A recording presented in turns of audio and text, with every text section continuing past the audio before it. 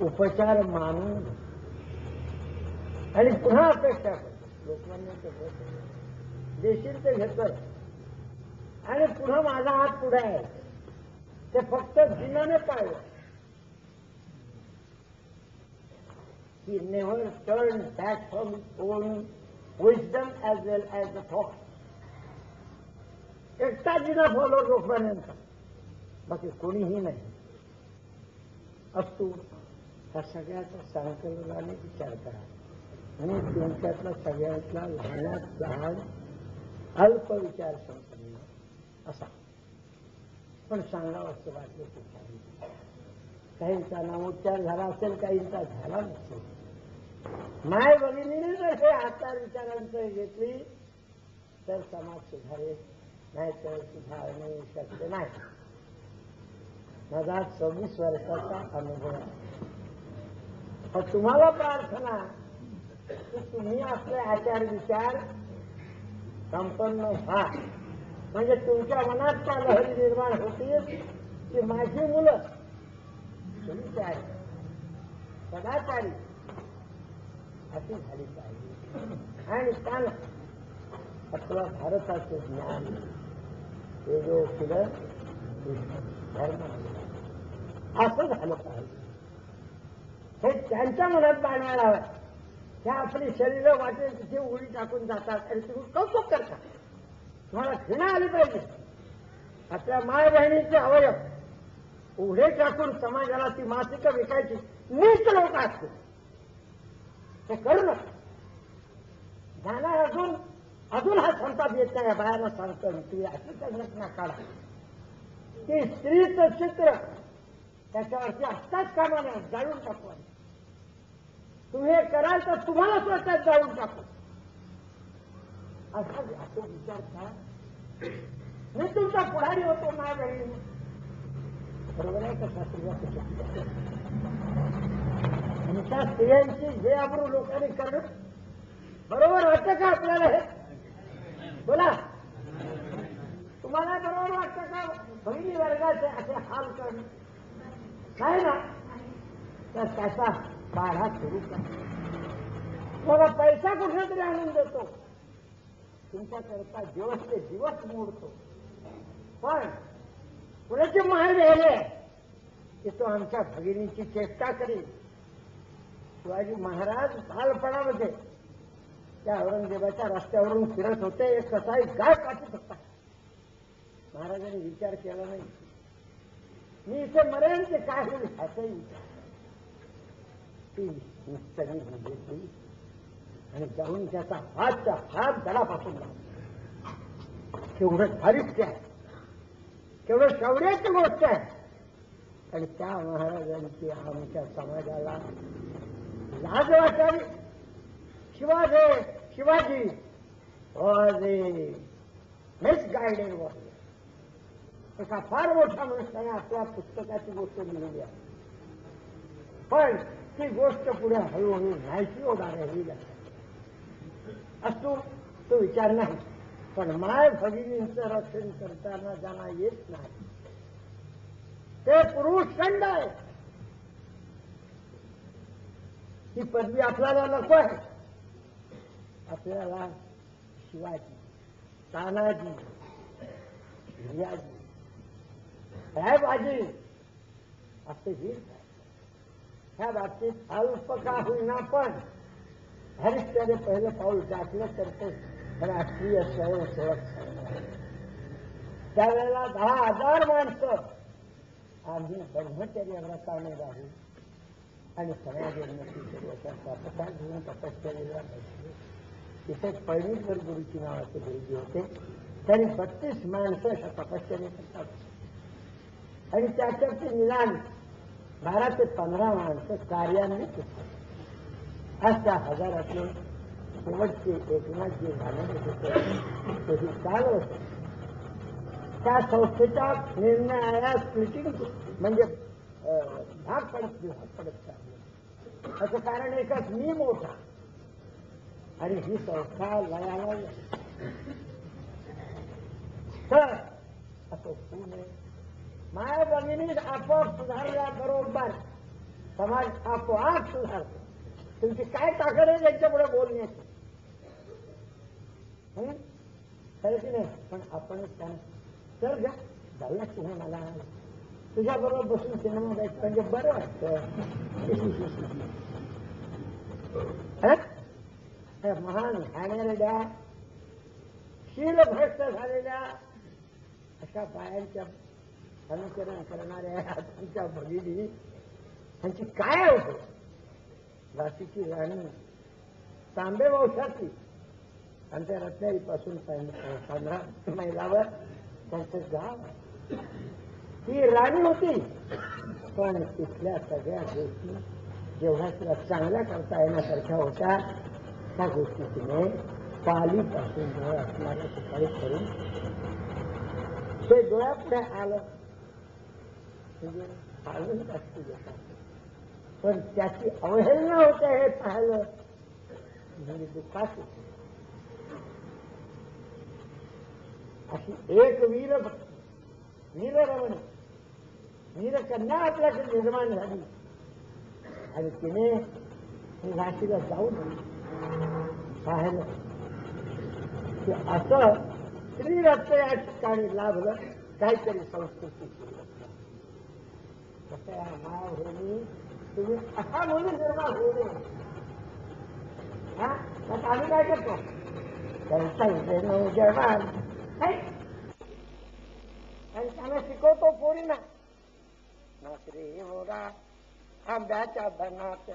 आणि ती बाई मग आडंग ढंग करते पाहते आणि ती पाहणारी आम्ही षंड माणसं जोर करतो. मग ती उद्या वेश्येचं जीवन जगणार नाही असं तुम्ही सांगता का? इथे आपल्याला हा प्रचार करायचा.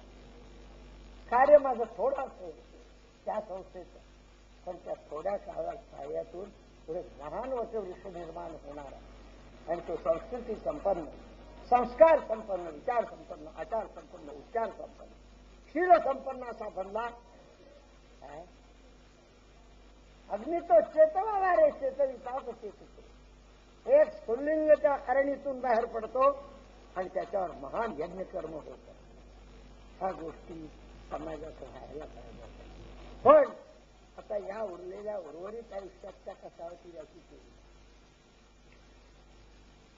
पण जर तुम्ही मनात घेतलं पुरुष आणि पुरुषांचा किती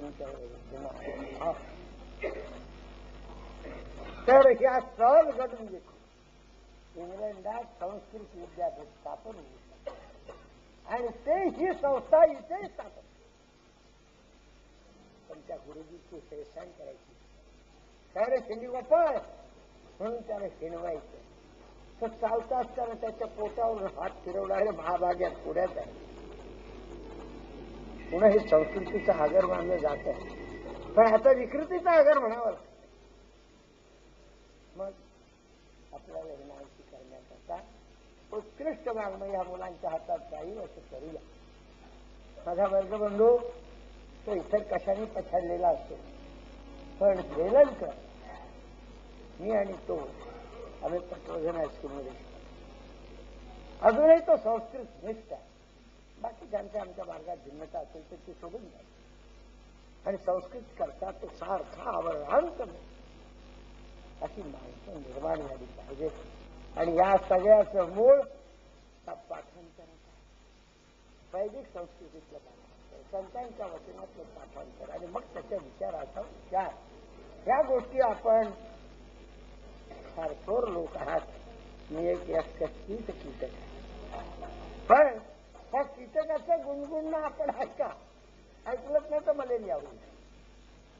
आणि ते चांगलं असेल ते ऐका आणि आपल्या घरातल्या सगळ्याला तरी आपण सुविचार संपन्न करा. म्हणजे तुमचं आयुष्य सुखावं होईल आणि समाज प्राप्त होईल. तुम्ही चांगलं निर्वाण गाठा अशी मला उमेद वाटते. न्यूनते सरते पुरते अधिकते सरते करोनिया घ्यावे माते सकल जनी अशी प्रार्थना करतो. आणि सगळ्यांना कोणताही बोचक शब्द वगैरे गेला असेल तर त्याबद्दल मला माफी करा. त्यात एकच हिताची गोष्ट माझ्या अंतःकरणात ते जो की माझा संपन्न असणारा समाज बांधव हा उत्कृष्ट त्यागमय असला पाहिजे, उत्कृष्ट शुद्ध प्रेममय असला पाहिजे, उत्कृष्ट स्वतःचे आचार विचार करण्यात तरबेज असला पाहिजे. आणि त्याचा परिणाम माय भगिनीने म्हटलेला हा समाज आणि सर्व पुरुषांचे फुलवलेला असा समाज उत्कृष्ट झाला पाहिजे. आणि त्यावेळेला मग आम्हाला बंगाली राजगीत म्हणायचं आहे. नुसतं मी वंदे मातरमचा अभिमानी आहे म्हणून चालणार, सुजलाम सुफलाम मला याचे सुरू करा तसे श्यामलाम. आणि हे झालं म्हणजे मातरम वंदे मातरम करता अत्यंत आग्रह धर्मच प्राप्त आहे. आपला एकही समारंभ असा सुना जाता कामा नये की वंदे मातरम हा शब्द उच्चारला गेला पाहिजे. आणि ह्याची शिकवण आपण या पाल्यांना देऊया. अशी साष्टांग दंडवत प्रणाम मानून तुम्ही अनुकरणात घ्या आणि स्वल्पारंभा करा असं समजून ह्या गिरवाण वाघवर्धिनी आणि गिरवाण भाषेतून उत्कृष्ट फळ ही निर्माण होती. असे स्नातक, असे शिकलेले याज्ञिक वा महान वैदिक ह्या महाराष्ट्रात पहिल्यांदा चमकून आणि त्यातून मग तो प्रकाश हिमालयापासून तो कन्याकुमारीपर्यंत आणि द्वारकेपासून तो जगन्नाथपुरीपर्यंत सगळ्या ठिकाणी व्यापून जाईल. हा कुठला आहे? भारतातला.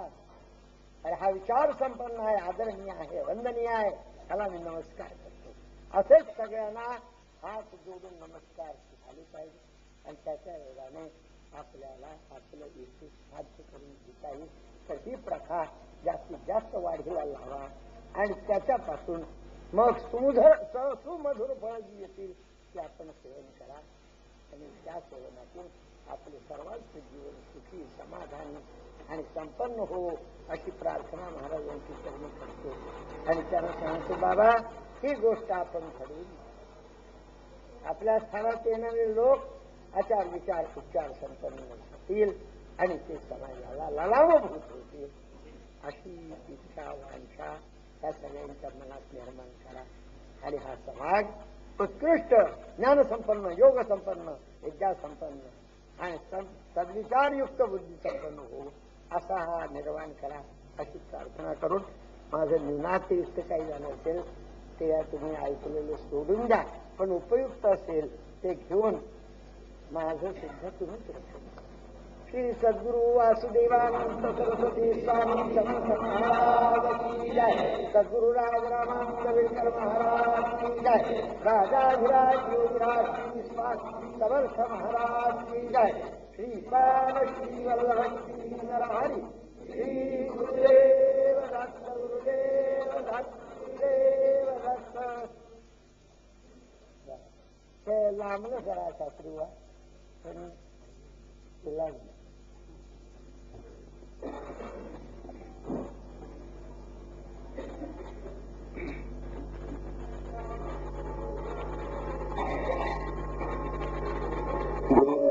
गुरुर्विष्णू गुरुदेवो महेश्वरा गुरु साक्षात परब्रह्म तस्मै श्री गुरवे नमः.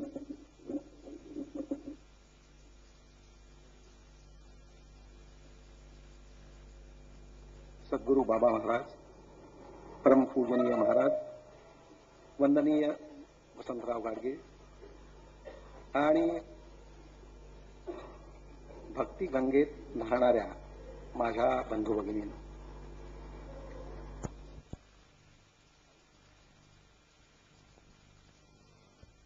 की तिथे अध्यक्षाचं भाषण हे निशब्द असलं तर फार चांगलं.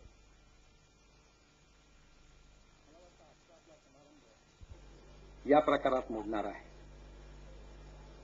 या जयंती उत्सवाचा मंडळाचा अध्यक्ष म्हणून आजच्या या समारोपाकरता मी या ठिकाणी उभा राहिलोय.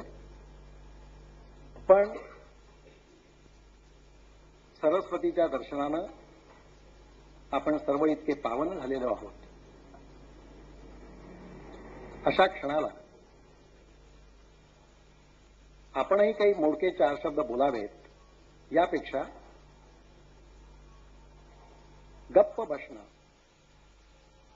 मूक राहणं हेच अधिक चांगलं प्रभावी भाषण, हेच उत्तम वक्तव्य या कार्यक्रमामध्ये होऊ शकेल. तथापि या उत्सव मंडळाचा अध्यक्ष म्हणून काही उपचार म्हणून मला 1-2 शब्द बोलावे लागतील. खरं तर या उत्सव मंडळाचा अध्यक्ष मला करण्यामध्ये नदीचा प्रवाह उलट्या दिशेने वाहू लागल्यासारखं झालंय. एका लहानशा मुलाला, बालकाला या प्रचंड सागरामध्ये उभा करून त्याच्यावरती ही जबाबदारी परमपूजनीय महाराजांनी सोपवली. आपणा सर्वांच्या सहकार्याने आपण हा उत्सव नित्याप्रमाणे या क्षणापर्यंत अतिशय चांगल्या तऱ्हेनं पार पाडलेला आहे.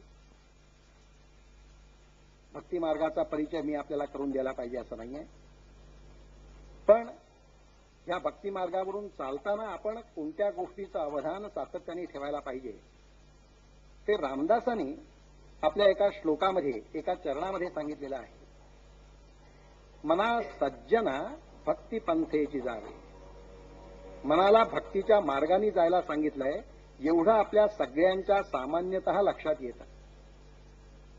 त्यातला जो एक सज्जन हा शब्द वापरलेला आहे तो आपल्या मनाला उद्देशून असलेला शब्द आहे. ही गोष्ट जर आपण सगळ्यांनी लक्षात घेतली तर भक्ती मार्गावरून आपलं चालणं हे अधिक सुकर होऊ शकेल. ते सज्जन मनच भक्ती मार्गावरून वाटचाल करू शकेल. दुर्जन मनाला भक्तीच्या मार्गावरून जाता येणार नाही ही जाणीव कित्येक वर्षापूर्वी समर्थांनी आपल्याला करून दिलेली आहे. त्या भक्ती मार्गावरून जाताना आपण सर्वांनी आपलं मन अधिकाधिक सज्जन करण्याचा प्रयत्न करूया.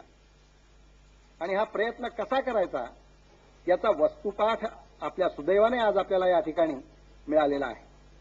एक आव्हान निर्माण झालं आणि ते आव्हान स्वीकारणारं एक व्यक्तिमत्व पंडित गाडगे यांच्या रूपानं आपल्याला या ठिकाणी पाहायला मिळालेलं आहे. महाराजांच्या वटवृक्षासारख्या व्यक्तिमत्वाच्या सावलीमध्ये राहून त्यांनी आपल्यासमोर निर्माण केलेली आव्हानं किंवा आव्हानं स्वीकारण्याचं सामर्थ्य बाबांनी आपणा सर्वांना द्यावं अशी बाबांच्या चरणी प्रार्थना करतो. आणि माझे 2 शब्द बाबांच्या चरणी अर्पण करून मी आपली सर्वांची रजा घेतो. धन्यवाद.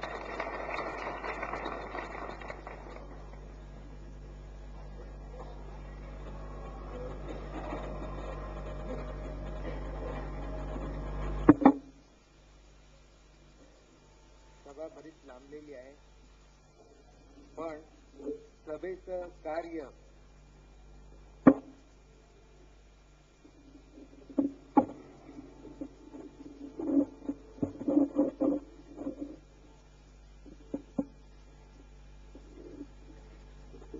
मंडळाचं चिटणीस या नात्याने मी आभार प्रदर्शित करावे अशी अध्यक्षांची आज्ञा झालेली आहे. आत्ताच परमपूजनीय महाराजांनी सांगितलं, आभार प्रदर्शित केलं की तिथे संपलं. खरंच ही सभा जी बाहेर आपण सभा पाहतो तशापैकी सभा नाहीये. इथं आपण सर्वांनी मिळून महाराजांची केवळ रणनिर्देश प्रत्येक वर्षी मी सांगत आलो, आजही तेच सांगतो. संतांच्या विभूती जगाच्या कल्याण, सदा संतो विगंतव्य, ही सगळी वाक्य आपण पाठ करतो, ऐकतो. आत्मनो मोक्षार्थम जगद्हितायच. पण मला इथं असं सांगावं असं वाटतंय, आत्मनो मोक्षार्थम ते बाजूला ठेवा, केवळ जगद्हितायच हा जो उपक्रम आता जो निर्देश केला पाठांतराचा, आज बरीच वर्ष ह्या मंडळाची, ह्या स्थानाची माझा संबंध आलेला आहे माझ्या सद्गुरूच्या कृपेने.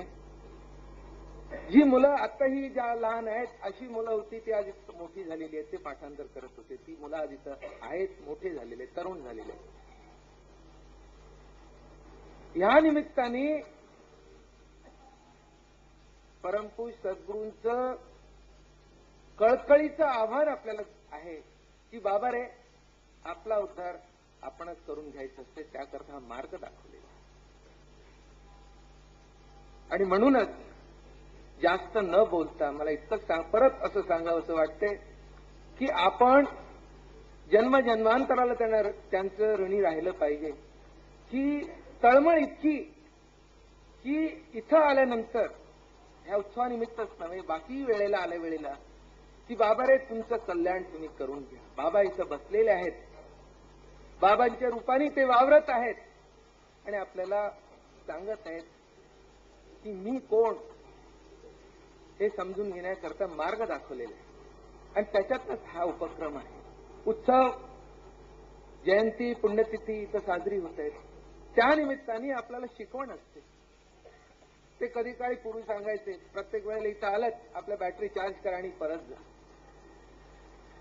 पण ती चार्ज केलेली बॅटरी आपण बरोबर घेऊन गेल्यानंतर ती डिस्चार्ज होता कामा नये. त्याला थोडा तरी चार्ज आपण रोज करत राहिलं पाहिजे. नाही तर परत पुढच्या उत्सवाला येईल पण ती डिस्चार्ज झालेली असते, कदाचित ती परत चार्जही होणार नाही. असं होता कामा नये. त्याकरता आभार हे न प्रदर्शित करता केवळ त्यांचा रणनिर्देश आपल्या सगळ्यांच्या वतीने मी करत आहे, याला आपली मान्यता असेल असं मला वाटतं. तर त्यांनी जे मांडलेले विचार आहेत त्याचं मनन करून पुढच्या वर्षीच्या उत्सवापर्यंत त्यांनी ज्या ज्या काही गोष्टी आपल्यापुढे मांडलेल्या आहेत त्या आपण साकार करू, असं एक इथं निर्धार करून आपण ह्या उत्सवाचं सांगतानंतर जायचं. तसंच आजच्या ह्या सभेला पंडित वसंतराव गाडगीळ आले आणि महाराजांनी जो काही विचार ठेवला त्यांनी ताबडतोब त्याला मान्यता दिलेली आहे. त्यांच्या त्या कार्यामध्ये आपल्याला जे काय आपल्याकडून सहाय्य होण्यासारखं आहे, महाराजांच्या कृपेने जे काय आपल्याकडून घडेल ते आपण अवश्य केलं. आता ही सभा संपेल, त्यानंतर सगळ्यांना इथं प्रसाद दिला जाईल आणि इथून कोणी हलू नाही, कारण वेळ बराच झालेला आहे. आपण इथं पंचपदी करायची आहे, त्याच्यानंतर आरती होईल आणि मग पालखी उत्सव सुरू होईल. नाहीतर कुठेतरी फिरत राहू नका इतकी आपल्याला विनंती करतो. आणि परत परमपूज्य महाराजांचा एक वार परत रणनिर्देश करून मी हे आठवतो. नमामि सद्गुरुं शांतं रामचंद्रं कृपानिधिं यतीन्द्रं वासुदेवं च स्वात्मरूपं निरन्तरं. हरि ओम.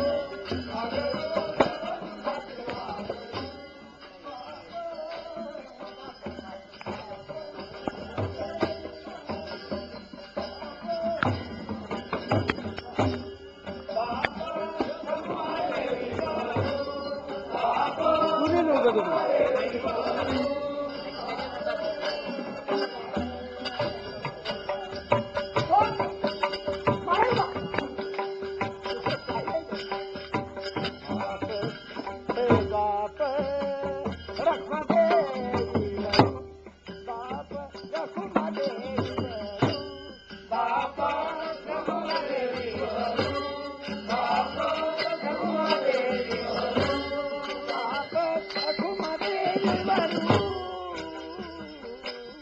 बाप रघुमते देवरू बाप रघुमते देवरू बाप रघुमते देवरू बाप रघुमते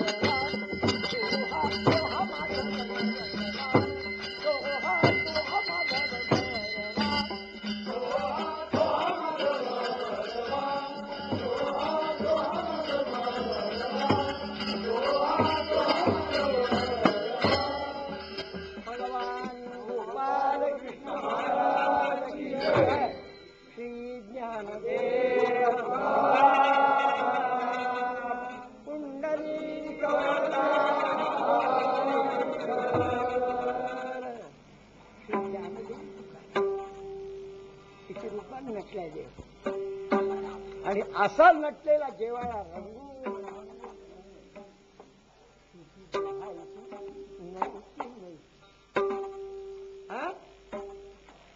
इथं आलो होतो आम्ही अशा ठिकाणी आपण आलो की त्या ठिकाणी गेली संज्ञा इंद्रियांची नसुचे आन मांडी विषयांची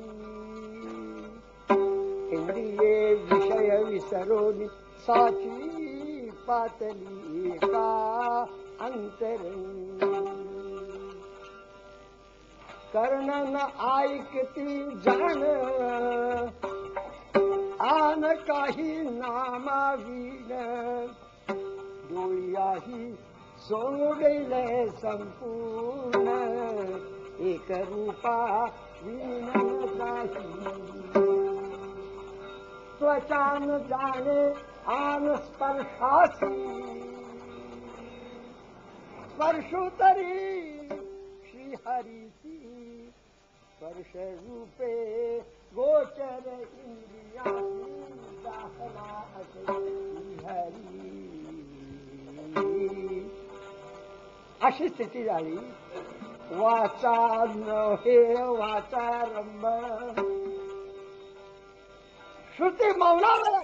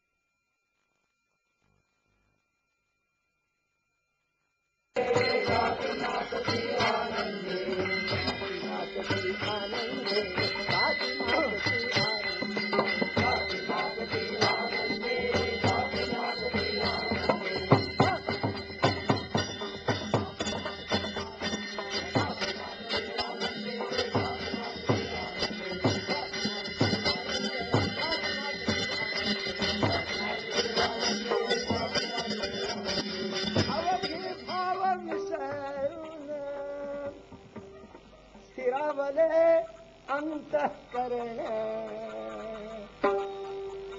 उपजले अंतरंगी ज्ञान ज्ञान जो की पाजळी अशी स्थिती ज्या वेळेला झाली आणि मग नभती शब्द तेथे काही सोहम तेही मावळलेही अकार उकार देहीच्या देही सामावोनी राहिले मकार चढला भूमध्यासी तेथे अर्ध मात्रा राशी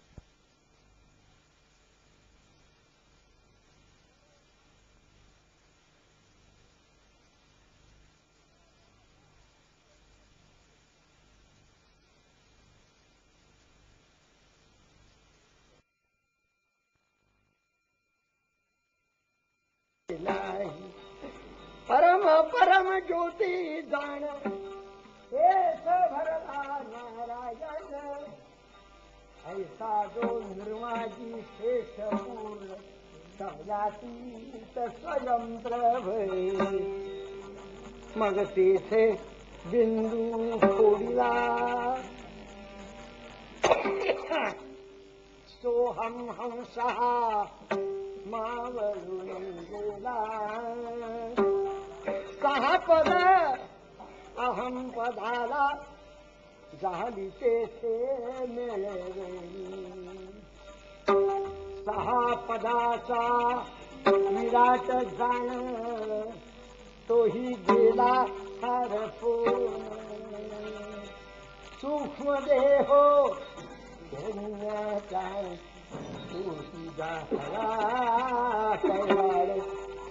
आणि वरवते पाहता भेटला एक तो तत्वता हम ब्रह्मास्मी अभ्यासिता योग्यासी ना तेडे अशी स्थिती झाली पूर्ण एक प्रगतली ध्यान संपूर्ण बोलावया शब्द जाण काही एक निर्लासे म्हणून श्रुती बोले नीती नीती ऐशी अनिर्वाचली स्थिती सहस्रारी ज्योती पादळली निष्कृती प्रभा फाटली त्रिभुवनी मीपणाचा पुंज गेला तूपणा तो आतची सामावला द्वय पक्षी भेटती एक एकाला जीवा शिवा ऐसे हे श्रुतीची जे पर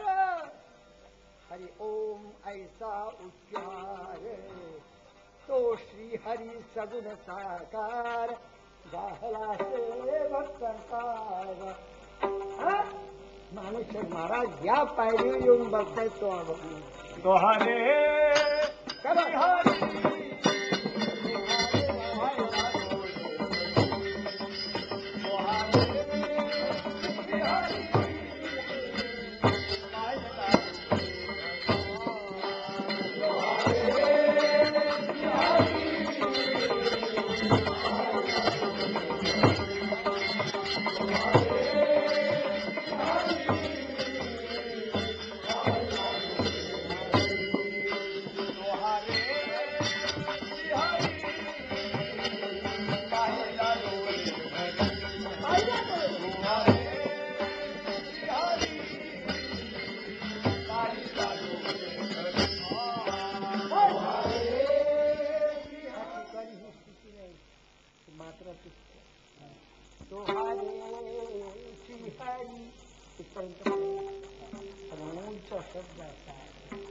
पाहिला डोळा भरी त्यावर अनुस्वार आहे डोळे भरी नाही डोळे भरी म्हणजे देहाचा अनुसंधान आहे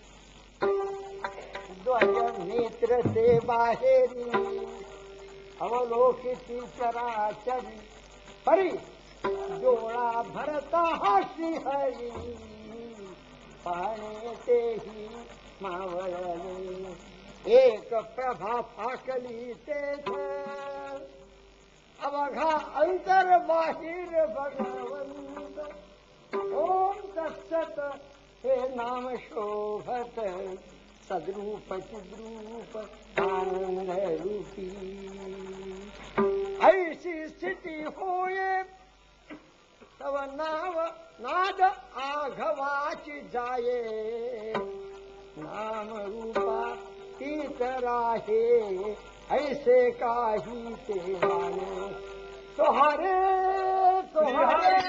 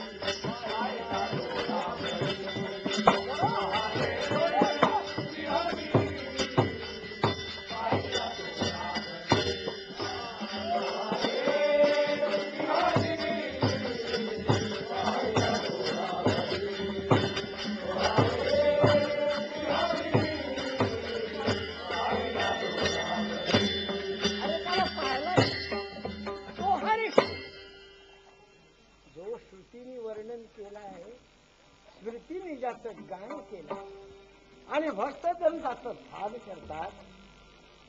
योग्याच्या ध्यानात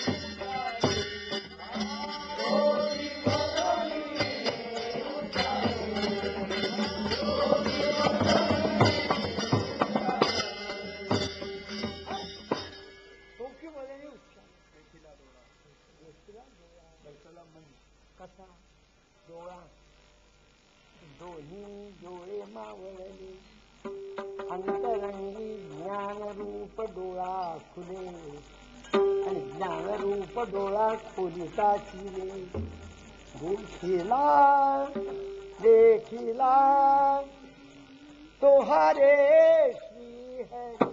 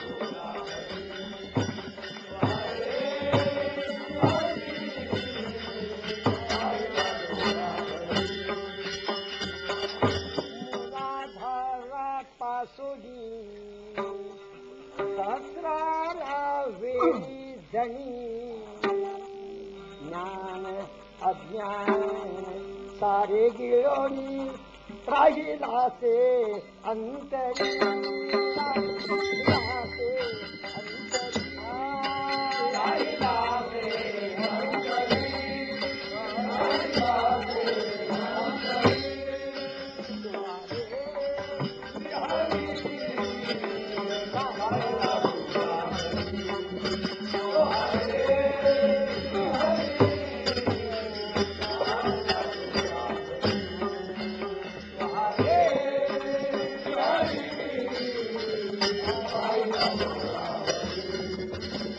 Hare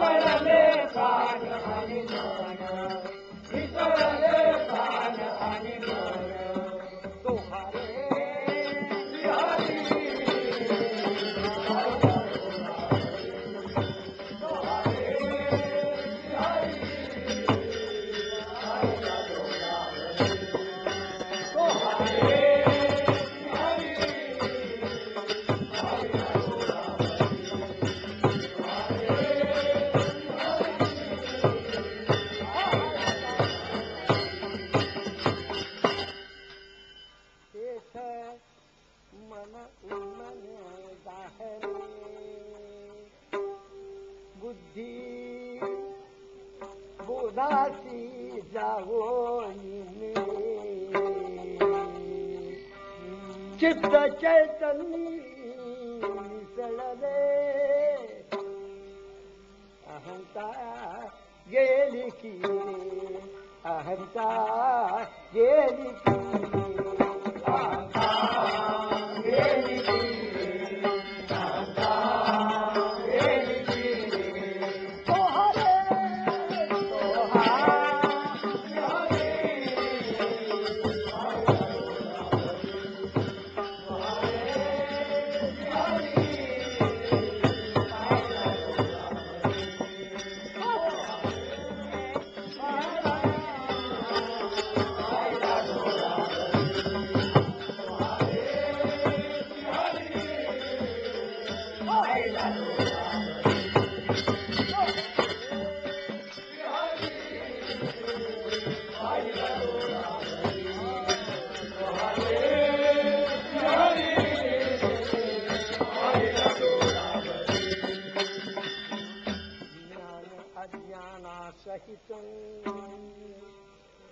जाहला अवघाची एकांत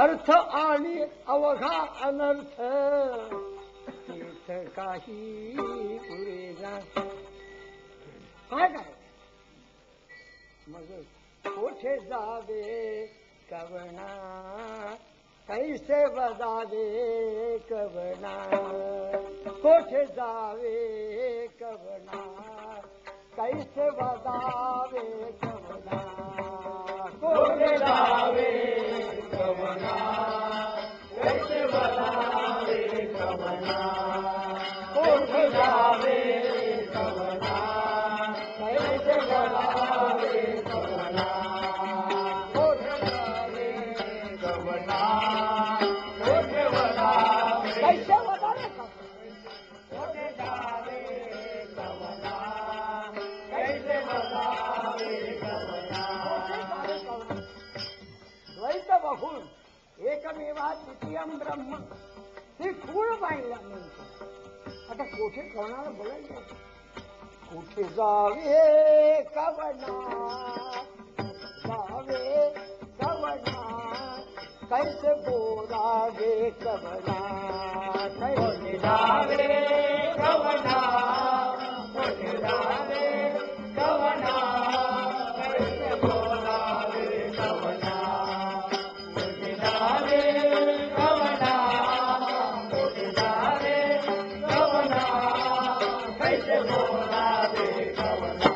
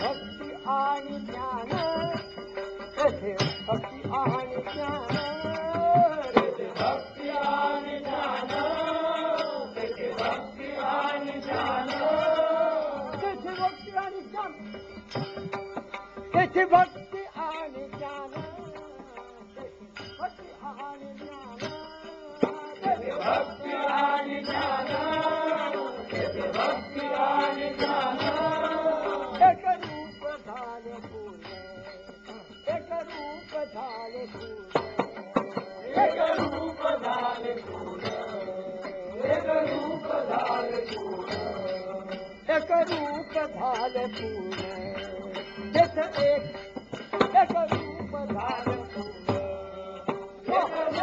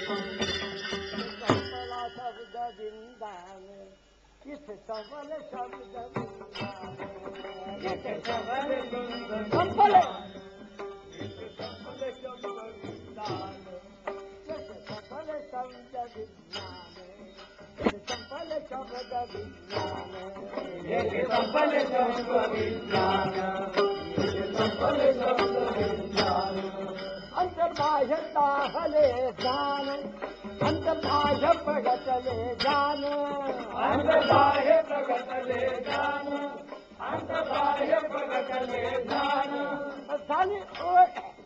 झाली प्रगत उन्मनीले जान, झाली प्रगत उन्मनीले जान, झाली प्रगत उन्मनीले जान, झाली प्रगत उन्मनीले जान, मनपणा गेले मावळोन, मनपणा गेले मावळोन, मनपणा गेले मावळोन, मनपणा गेले मावळोन,